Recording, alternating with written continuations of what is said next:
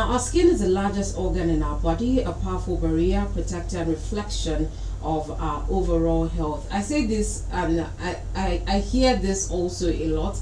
People say that they can tell if you are healthy, if you have been drinking a lot of water, if you are hydrated, by how your skin looks. And we hear that and we just overlook it. From shielding us against environmental factors to playing a vital role in regulating body temperature, our skin does a lot more than we often realize. But how well are we caring for it?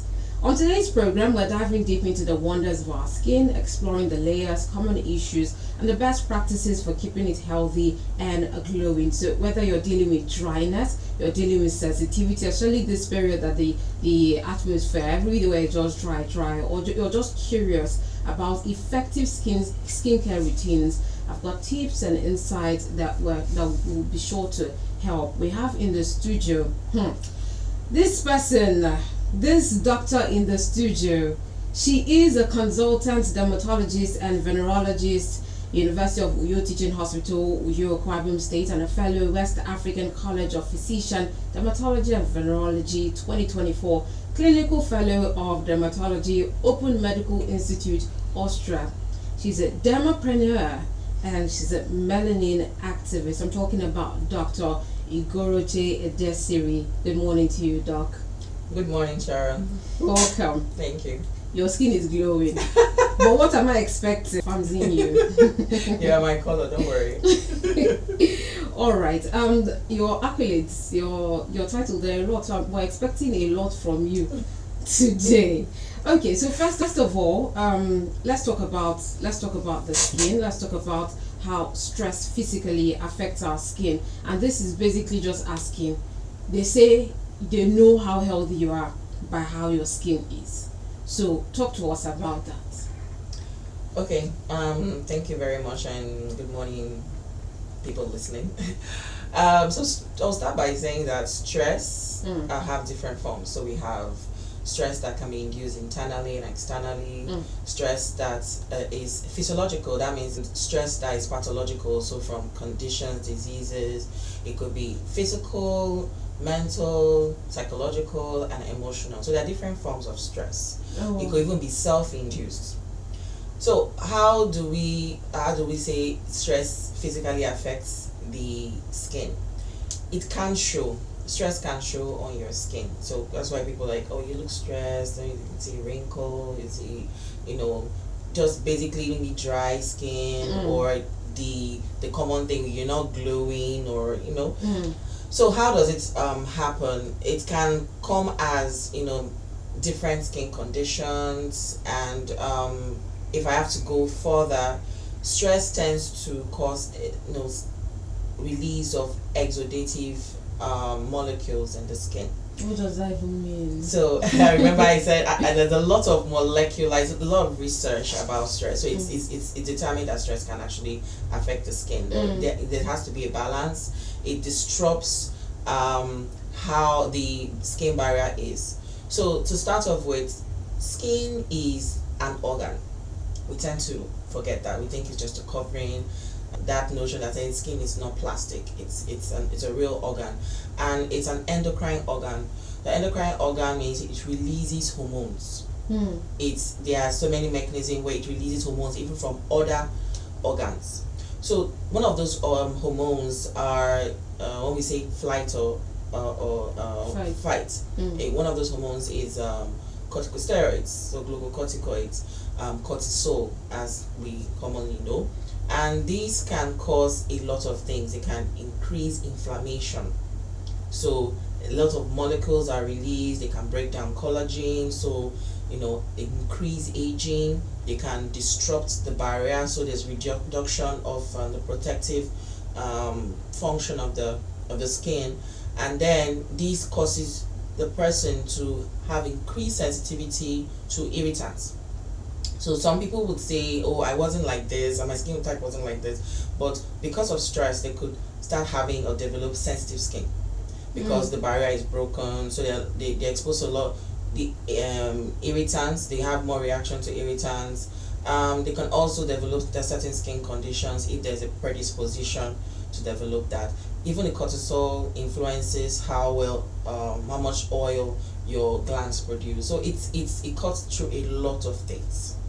You said this, and I just remember the video I saw about this pregnant lady. I think she went to make her hair, and no, she went to do makeup, and this makeup artist was confused. Like, before you got pregnant, you were like really light. What happened? And then she just kept on saying, "I'm telling you, this is not my skin color." She was trying to prove it, but when she now showed us the picture, her original picture, I was shocked. So when you say these things, affect, it just reminds me of it. But what are some common skin conditions that can be triggered or worsened by stress? First on top of the list is acne, or pimples, or zits, or breakouts. Before you go into the rest of them, there's this, I don't know if it's a myth, so it's up to you to let us know.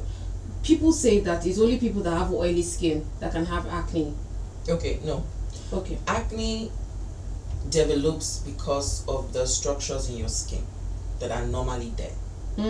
So we have sebaceous glands, you have your pores, so, and then oil production, and then the excess skin or skin layers. These are things that are on your skin.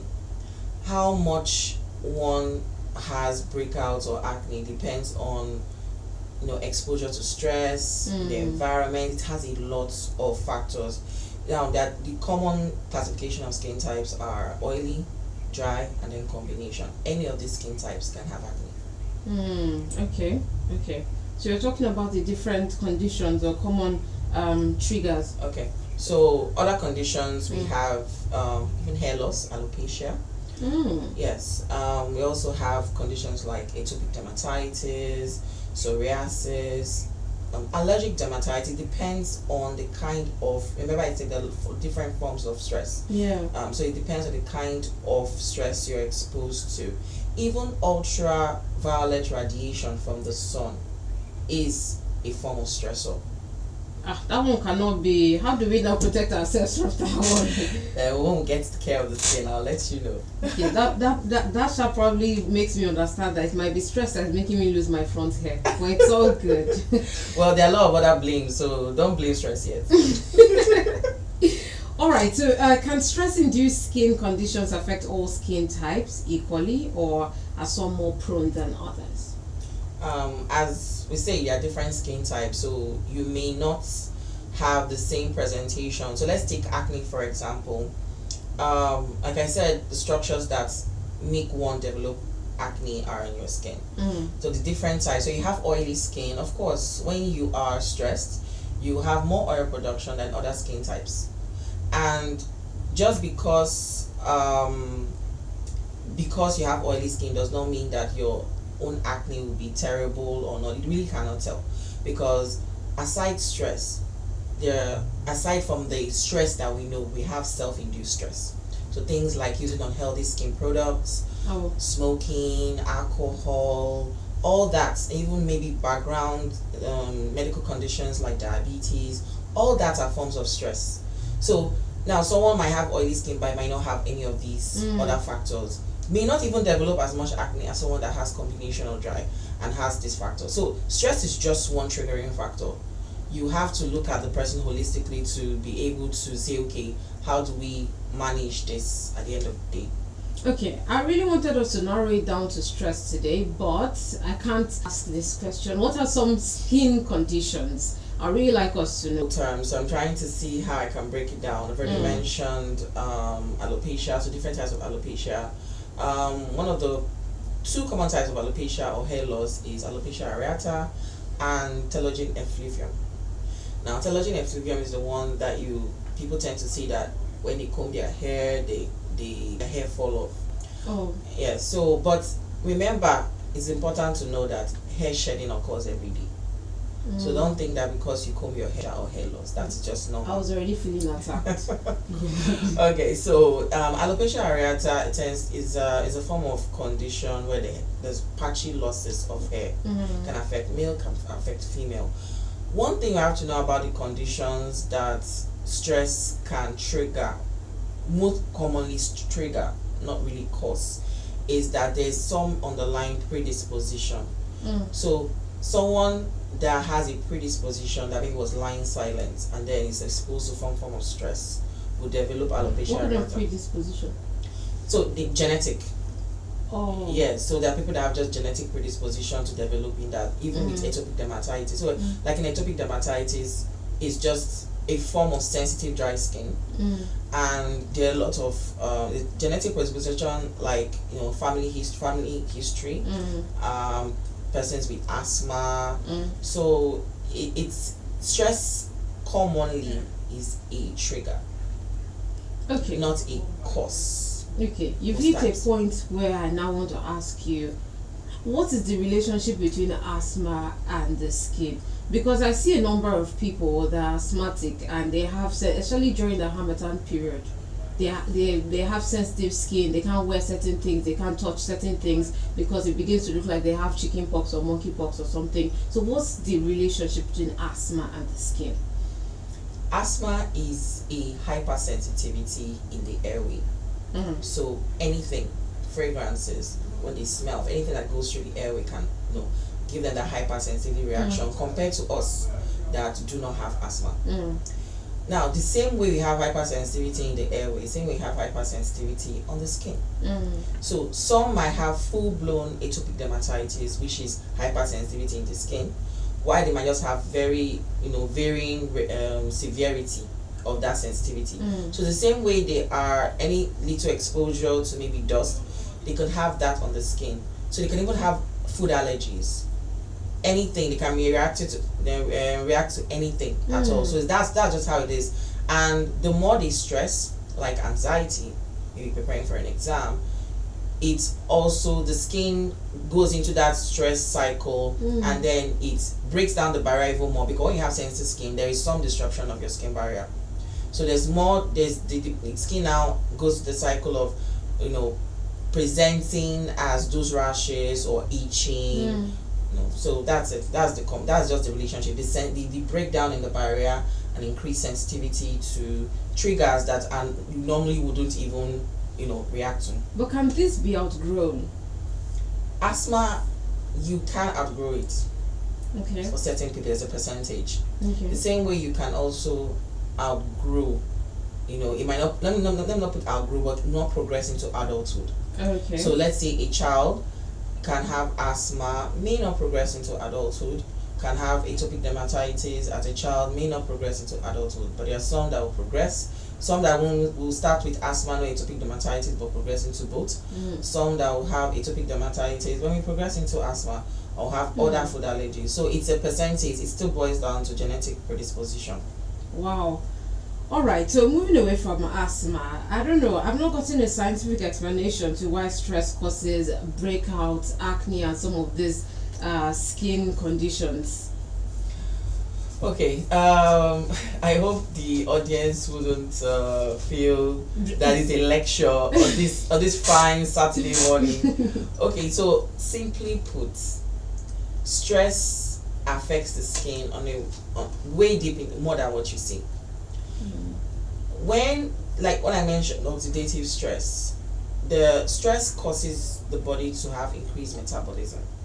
With increased metabolism, there's a release of what we call cytokines. So let's say, products. Also, it also causes release of hormones. All these things will cause increased metabolism, increasing certain molecules that are harmful to the skin. It even affects how the skin repairs. So the more you're putting it into stressing the skin, the more of this negative production, or cycle. Now all these will cause that disruption in the skin. Now let's go to how it causes more oil production. We talked about production of cortisol. Cortisol regulates oil production. As simple as that. So the more you stress to the point that it produces cortisol, you will produce more oil. Now how it evolves into acne depends on your skin type and other associated factors. Oh wow. Okay, so that wasn't as big as I thought it was gonna be, but I'm sure you just I tried my best. Yes. Okay, so how does chronic stress differ from short-term stress? chronic, long-term, acute, short-term. So for short-term stress, let's say exams, okay, long-term stress, maybe I'm talking about okay, long-term stress like exposure to ultraviolet radiation. So short-term stress can be reversed. So maybe you have anxiety, or let me just use a very important common one for females, when your person is menstruating or going through ovulation, because there are a lot of hormones produced there. Now during that time, the body is also, there's increased metabolism, there's breakdown, there's even an inflammatory basis to it.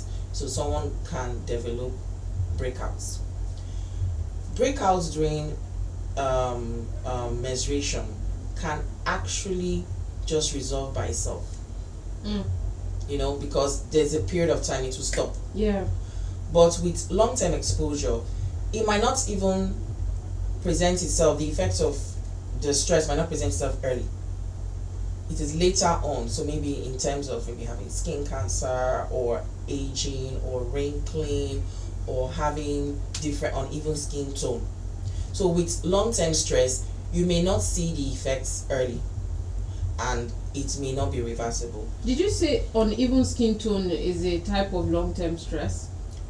If you're exposed to ultraviolet radiation. Okay. So when you say stress now, different types of stress. You won't say because you are preparing for an exam, it's a form of stress, you now have to start having uneven skin tone. Yeah. It is because of exposure to ultraviolet radiation. So different types of stress will present with own different ways on the skin. Now I'm curious. You mentioned the different types of stress before, but can we get some more examples under them so we know which ones we're exposing ourselves to?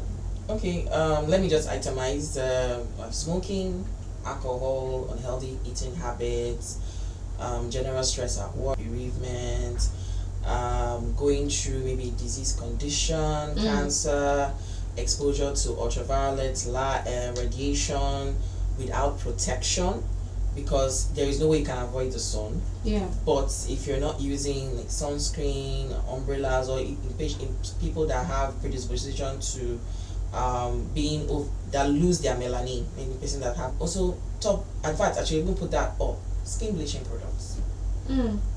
Skin bleaching products. I think that we complicate our lives with the kind of products we use.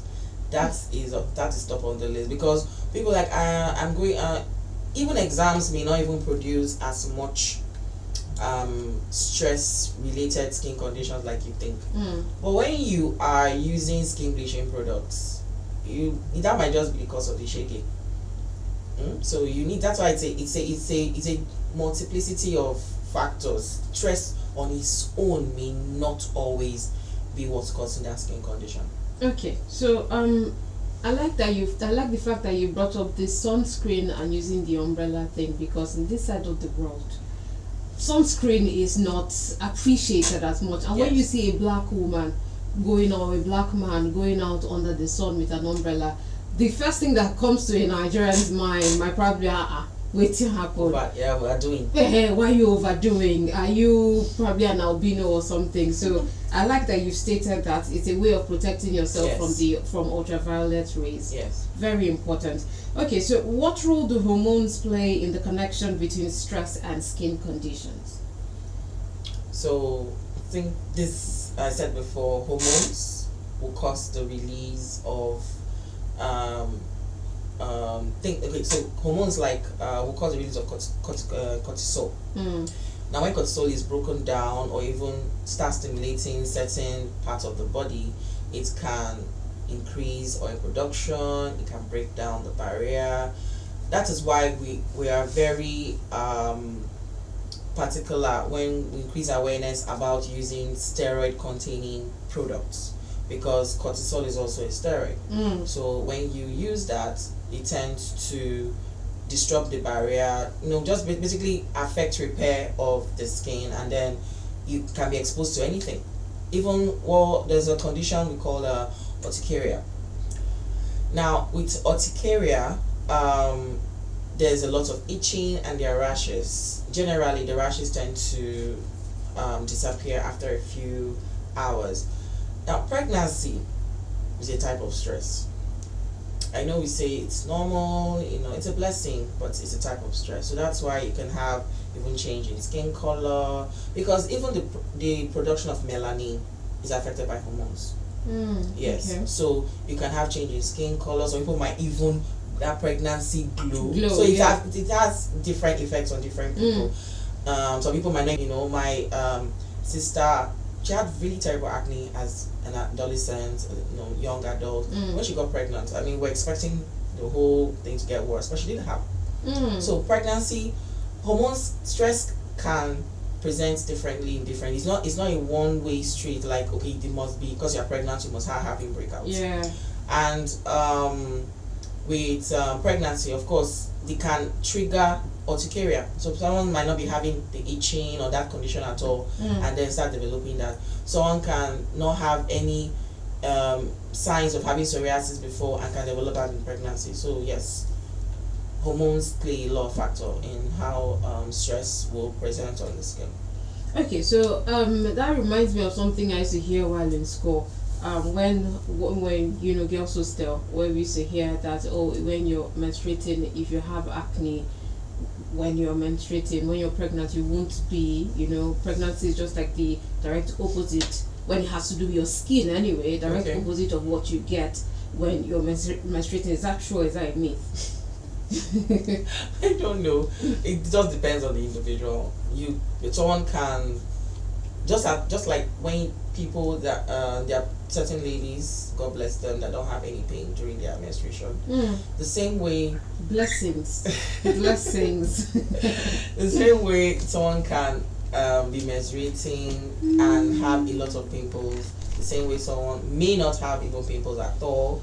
The same, just so it's different. It's not really the opposite. Like I mentioned, and then she wasn't pregnant, and then during pregnancy she didn't have. It might not be directly opposite, but there are some people that may have that contrasting thing. You can't tell who has it. That's the thing. I can't look at the person and say you're going to have exactly the opposite of what you are when you are menstruating. No, you just pray that you have the pregnancy glue. I already have a question on WhatsApp from Idara from Wanyiba, and she's saying, how does bleaching cream affect the skin? That's a whole topic. This is interesting. But it needs to be said though. I think it's a good question. Okay. Bleaching creams are harmful for the skin. So you can think of a whole lot of things. One thing you have to know about bleaching cream, the same way I said about predisposition and different skin types. Some people will use a product for a very long time, skin bleaching product in this instance, and say, but it's not making me dark. I will know if it's not making me light. I know when I see places where you can make the person changing the skin color, but looking at the person you might not see. But that's just one. Acne, we have destruction of the skin barrier, so you can have the whole gamut of things, like from urticaria to hypersensitivity skin, etc. Then we'll talk about cancer, because the skin has lost. Remember, in cancer, one of the things you have to understand is that there is a gene, a tumor suppressor gene.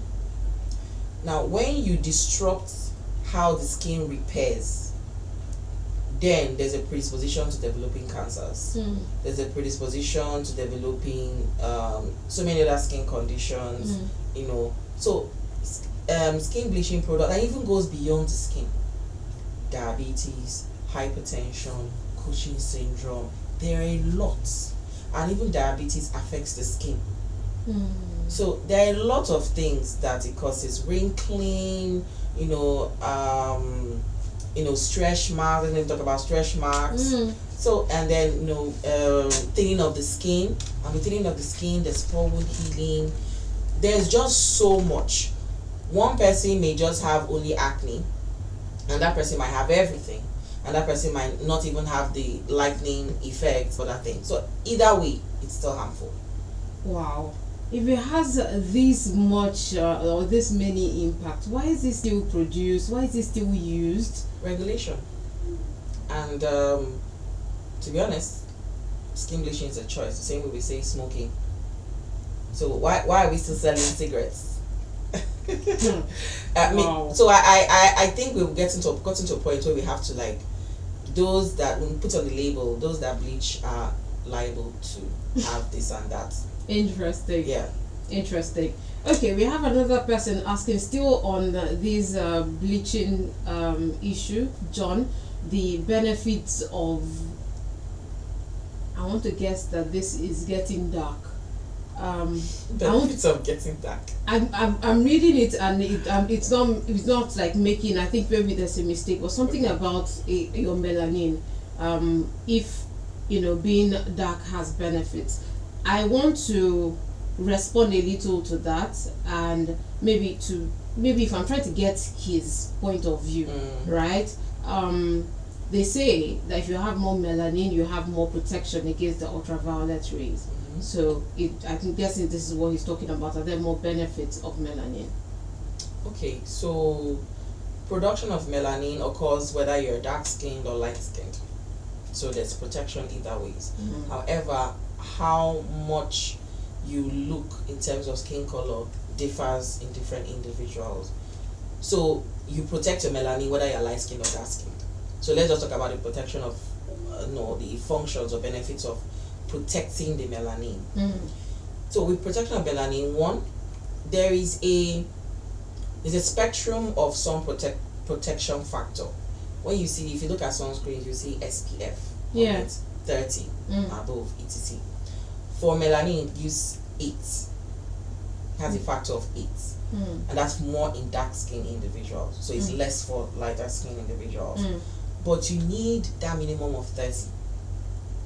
So just because you have a melanin or more dark, you're more dark skinned than others, doesn't still there's a protection, but that's not the minimum. So you still need extra coverage with your sunscreen, umbrellas, etc. Now melanin has it's not just on the skin, in other parts, the eyes, the ears. So they help with vision. They help with hearing. Okay. Melanin even has that added effects when it comes to helping with the skin barrier and repair. So it's a lot of things. So we try not to destroy it or damage it or tarnish the melanin. Like I always emphasize. So whatever skin type you have, it's not about being dark skinned. The awareness is not about being dark skinned. It's about loving your natural skin color. So you have to protect it, whatever it is. So people that have albinism or vitiligo, where their skin color has changed or they've lost some melanin, not due to any effects, and vitiligo, that's another condition that can be triggered by stress, but it has to have a predisposition. Because I used to think it was from birth. No, vitiligo is an acquired thing. It's albinism that is more from birth. Okay. So example, that's why I mentioned pregnancy is a stressor. There was this viral video from BBC about a pregnant lady that when she was pregnant she now developed vitiligo. So stress can present in different ways, and can it be reversed? Vitiligo, no, it can't be reversed. Wow. It can be reversed, but we can manage it because you can't get back. One thing about such condition, you can't get back those melanin cells that have been destroyed. That's one thing about you can't now. When you say don't bleach your skin, you can't get back those cells. The best when you're trying to reverse, bleaching, and people say, oh, you're now getting darker. The other cells, you are lucky enough that the other cells are strong enough to still produce melanin that will make you, because you never get back your dark color that you were before you started bleaching, but at least it would help over time. If you're lucky, yes, but the presentation is different in different individuals.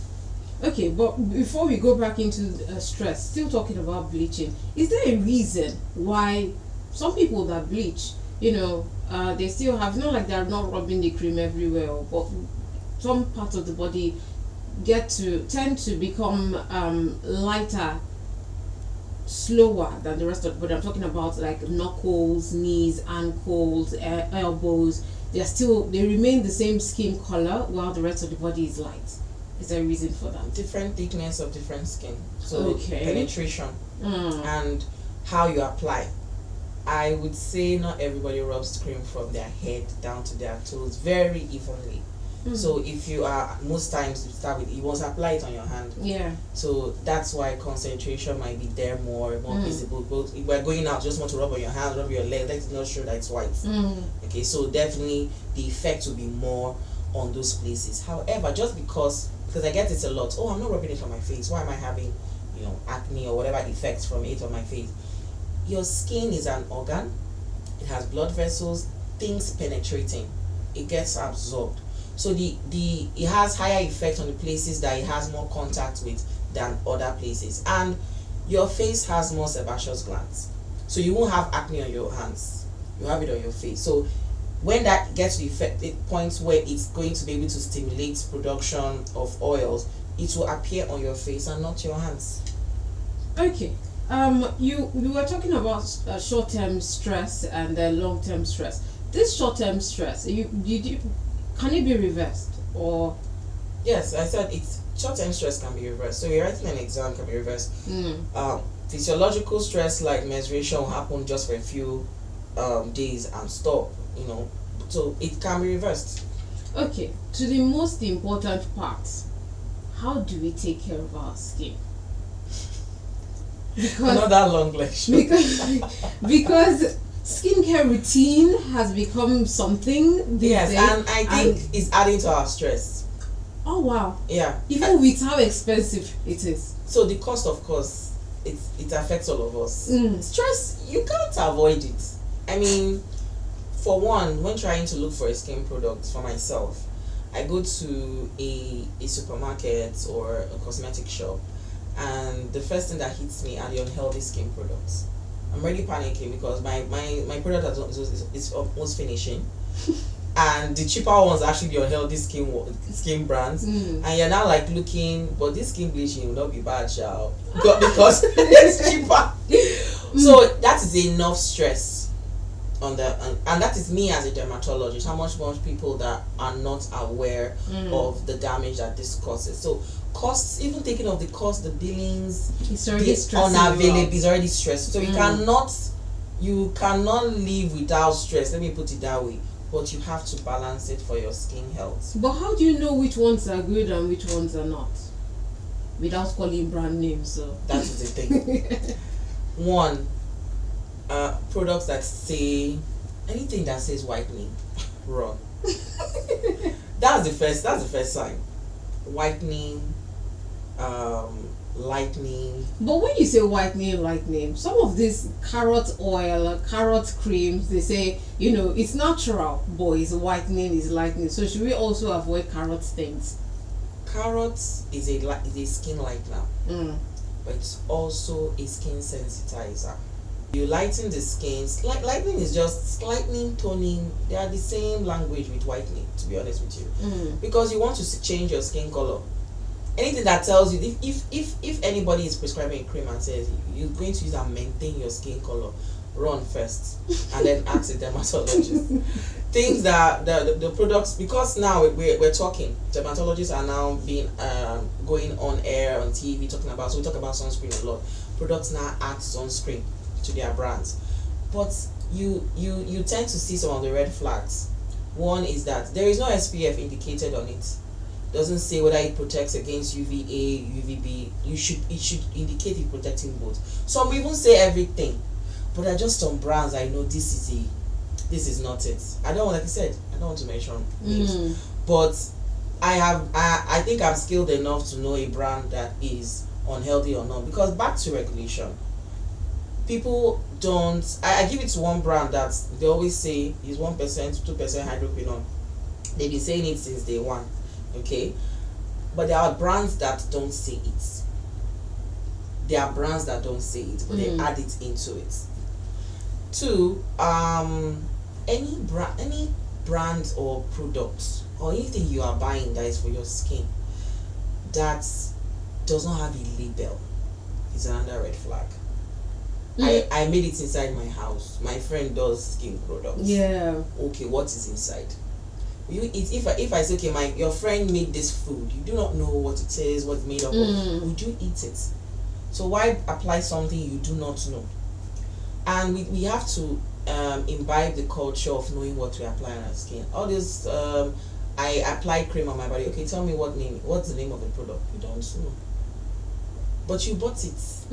That means you're not intentional about taking care of your skin. So you have to first, what the care of the skin is about, knowledge about what you are putting on your skin. That's the first thing. If you're very intentional about what you put on your skin, trust me, you understand what you need to avoid and what you need to get. So care of the skin starts with knowledge. So get knowledge first. If you have any doubts, see a dermatologist and let them just break down. It's a whole lecture. I can't even say it when I'm seeing a patient in the clinic. I'm like, okay, don't worry, next time, because there's so many questions. One question response begets another. So you like, don't worry, next time we'll continue for where we stop. So go and read about it. Bring your products. Let's look at it. So even when we're seeing the dermatologist, bring your products to the clinic so that we can tell you, trash this.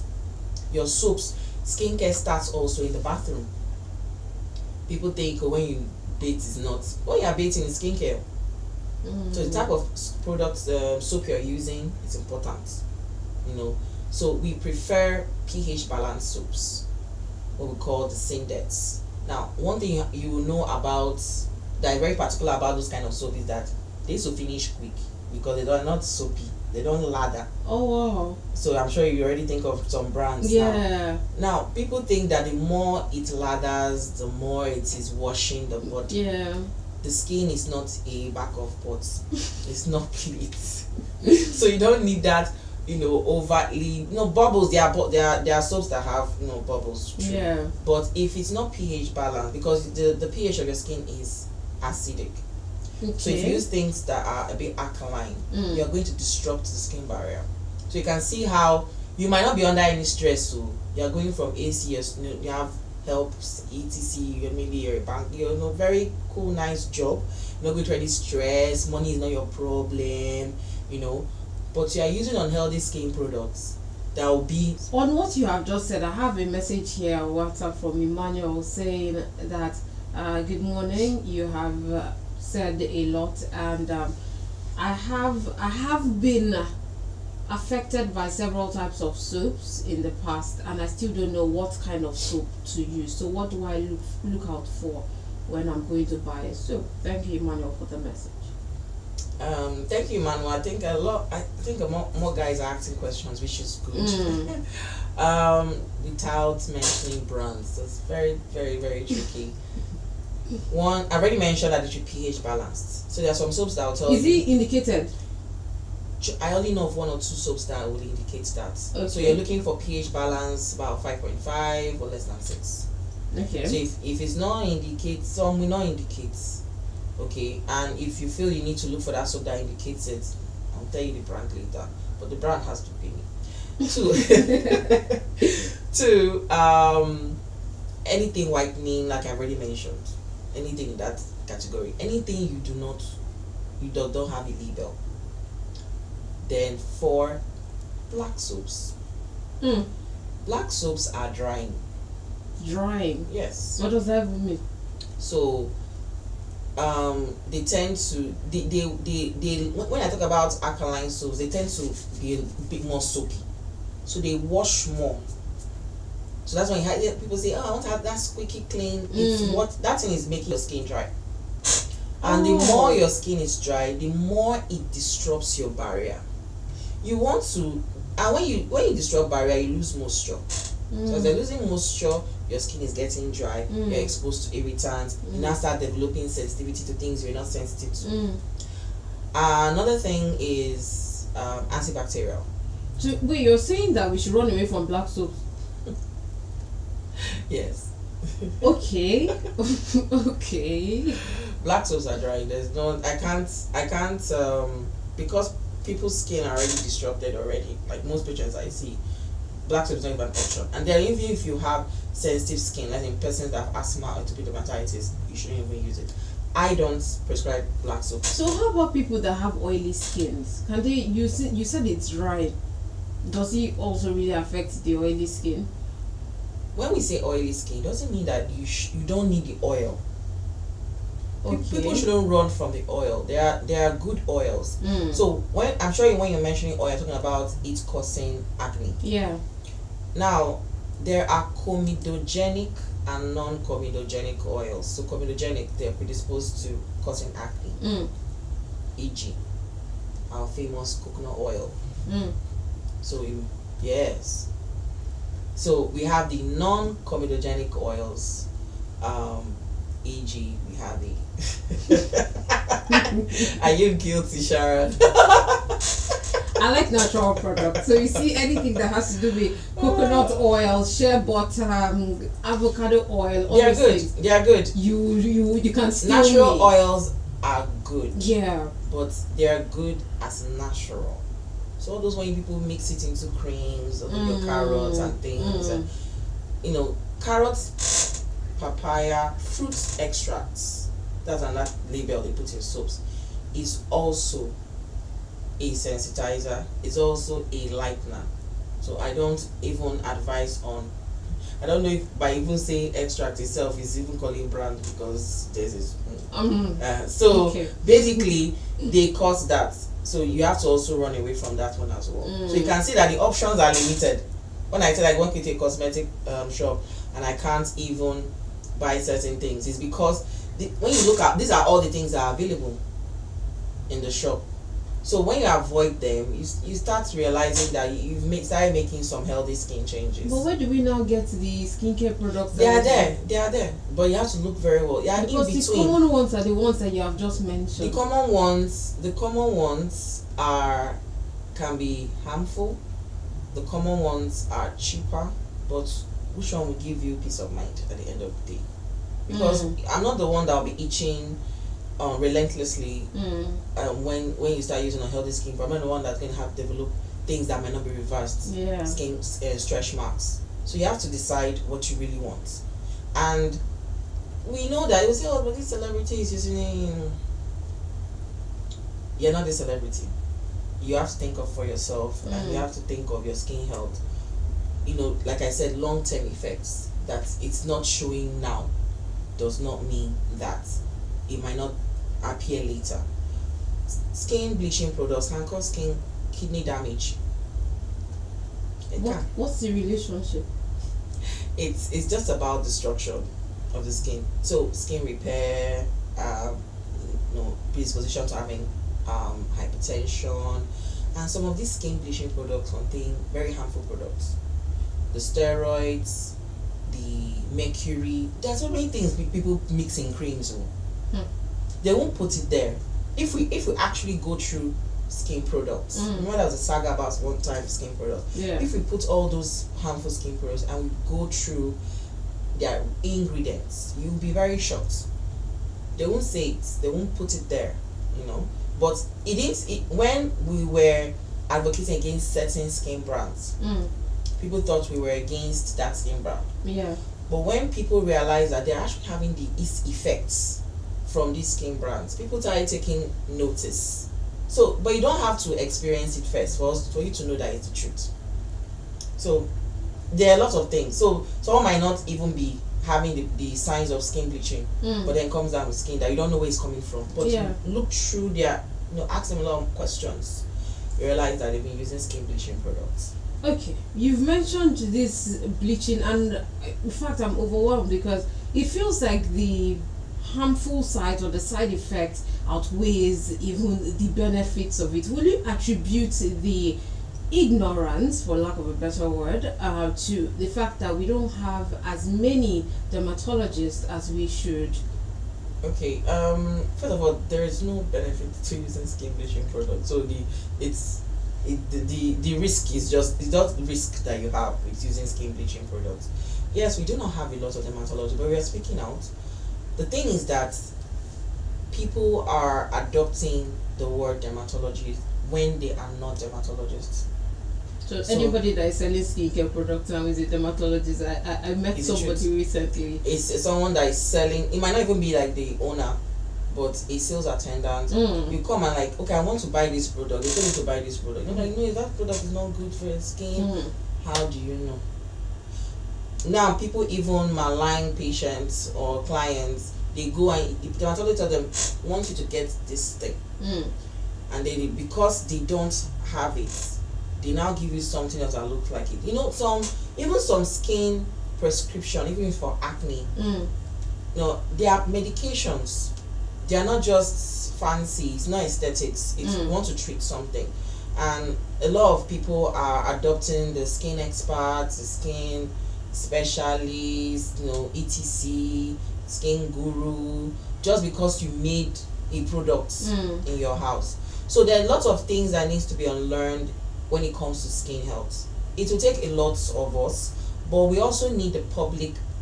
We know when we are being lied to. We know, we just don't want to listen. Because when I see patients, this person does not want to listen.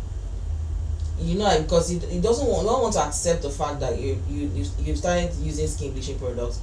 Now you're having issues with it, and you're like, no, it cannot be what is causing it. But I'm telling you, you came to me. So we have to listen, and we know we have to go to the right sources. A dermatologist is a doctor that did residency in dermatology for some years, you know, 6 years minimum. So if you don't have somebody that is calling them dermatologist, person is not a dermatologist. It doesn't matter if they have a diploma. You're not a dermatologist. Interesting. So I have another message on WhatsApp here from Abigail asking what she can use for her acne. Without mentioning brands. I don't know my rates. I think would you mind leaving your number? Because I see a number of questions, and actually they have to do with brand names. So maybe I'll just leave my Facebook contact, because with numbers I'll be getting calls by 12 midnight. True. So acne, let me just put that there. Acne it is not abnormal to have acne. Yeah. It is not abnormal to have acne. What is abnormal is how you care for it or how bad it can get. Okay. So I have acne right now, but I don't go pressing it. Pressing it is the first form of treatment. The more you press your acne, the more it gets deeper, it could get bigger, and then you start having those very big ones that can be a bit, you know, unsightly.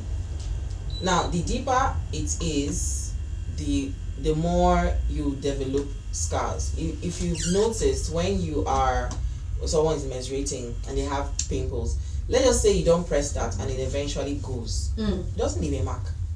Yeah. So why press it? Why cause a permanent thing to your face for a temporary issue? So do not press that, because when they come, it's not even because of the acne, it's because they are starting developing dark spots. So don't press. Cleansers, look at your skin product well. There are a lot of things you need to expunge. You don't need a 20 Korean skincare routine. We are stressing ourselves by ourselves. I've seen the table stash of somebody, and they have so many products. There are like 5 products that do one thing. A person is using it, and it's talking about costs. I understand maybe having different products of the same. Maybe when this one finishes, you want to use, but to use like that 5, just one, the same benefit. That's where our problem is coming from. So, and then it takes a lot. Like, I'm not seeing the effect. Sometimes you can have overusage of your cosmetics or skin products, and it can also present himself as, you know, stress.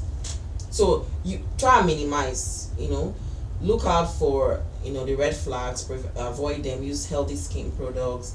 And we mentioned oxidative stress. So you need to have, as a form of you know, stressor, or the effects from exposure to stress generally.